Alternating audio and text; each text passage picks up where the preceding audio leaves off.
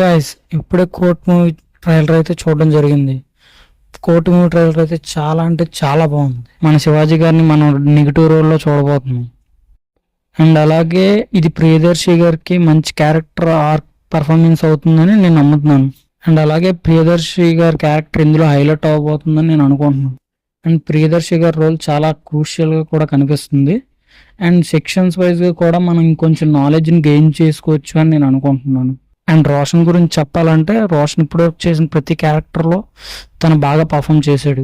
అలాగే ఈ క్యారెక్టర్లో కూడా తను బాగానే పర్ఫామ్ చేస్తాడని నేను అనుకుంటున్నాను. అండ్ శ్రీదేవి గారు ట్రైలర్లో చూపించినంత వరకు అయితే ఎమోషనల్ సీన్స్లో బాగానే పుల్ ఆఫ్ చేశారు అనిపించింది.